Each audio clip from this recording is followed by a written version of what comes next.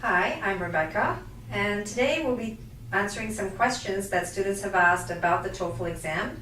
For those of you who've just been told or found out that you need to do the TOEFL, here are some very basic information so that you have an idea of what the TOEFL is all about. Okay?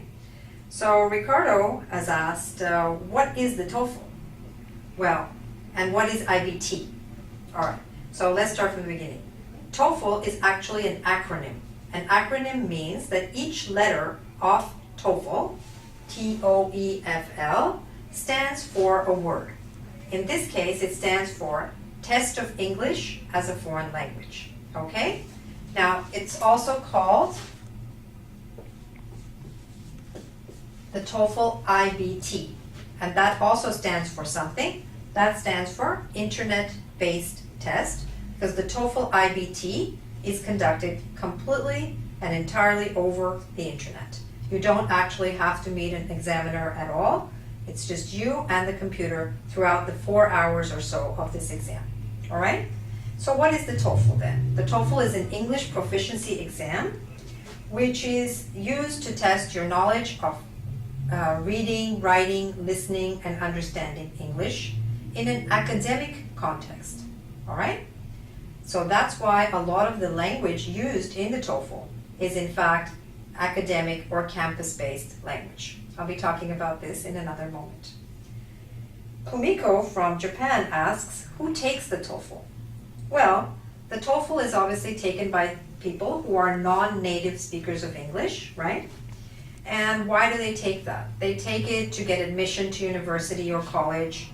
Sometimes they take it for professional reasons, to get certification in their profession in certain countries. And some students take it simply to demonstrate their fluency in English for a potential employer. Okay, Kumiko? I hope that answers your question. Sven asked us what kind of English is tested on the TOEFL. As I mentioned, TOEFL is really testing your academic English in the formal and the informal English. So formal means academic lectures, and the informal part of it means conversations on campus between student and student, between student and professor, or student and librarian. These are the types of listening and reading passages that you find there. Okay, Prakash from India asked us, how long is the TOEFL? Well, the TOEFL is a pretty long exam. It actually takes about 3.5 to 4 hours. It varies for certain reasons. I'll explain that in a moment. The TOEFL has 4 sections: reading, writing, listening, and speaking. Okay? You start with the reading section. The minimum time of the reading section is 60 minutes. In that scenario, you would have 3 sections. It's possible that the reading section could be a little bit longer. It could actually be about 5 sections, in which case each time they add a section, they give you another 20 minutes. So it can be anything from about 60 to 100 minutes for the reading section. Whether you have 3 sections or 5 sections, you're always tested on you're always scored on only 3 sections. But you don't know which 3 sections. The reason sometimes you're given extra sections is because ETS, the company that makes the TOEFL exam, wants to try out and experiment with new questions, and you are, as it happens, the ones on whom they try out these questions. So you may have to do a longer reading section. You may get the bare minimum, which is 3 sections and 1 hour long.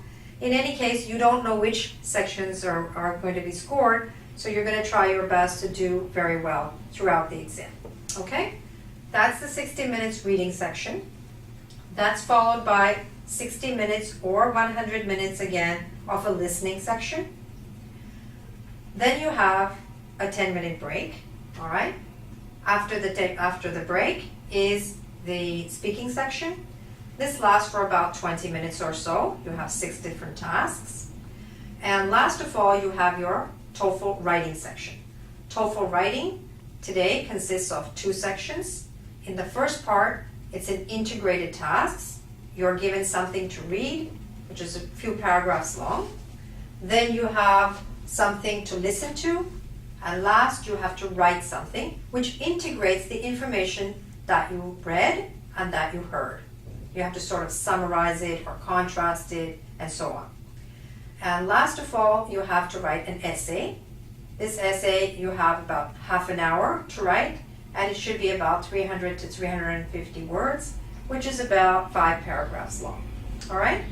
Now, most important of all, almost all my students ask me, how can I get a high score on the TOEFL iBT?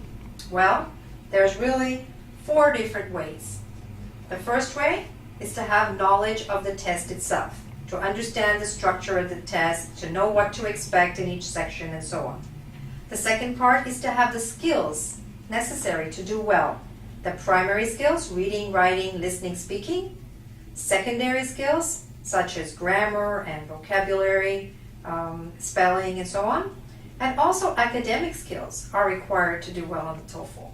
For example, note-taking, summarizing, skimming, scanning, things like this are going to be necessary while you're doing the TOEFL exam, as they will be necessary when you go to university.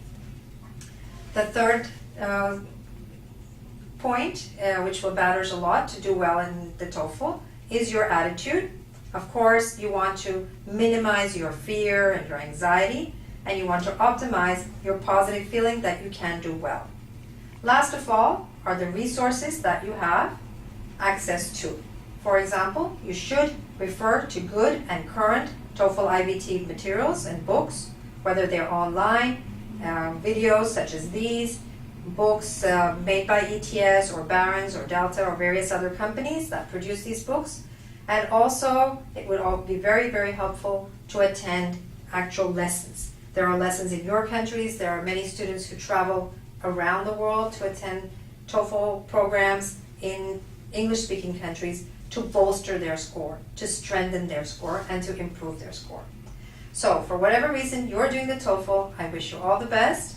A very good website, which I believe can help you a lot, is called www.goodlucktoefl.com. I'll just write that for you.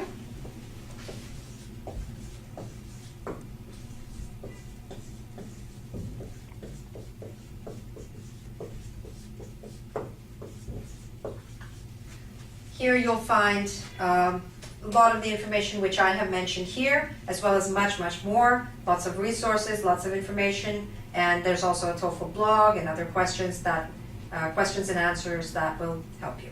All right? So whatever happens, good luck on your TOEFL. Bye for now.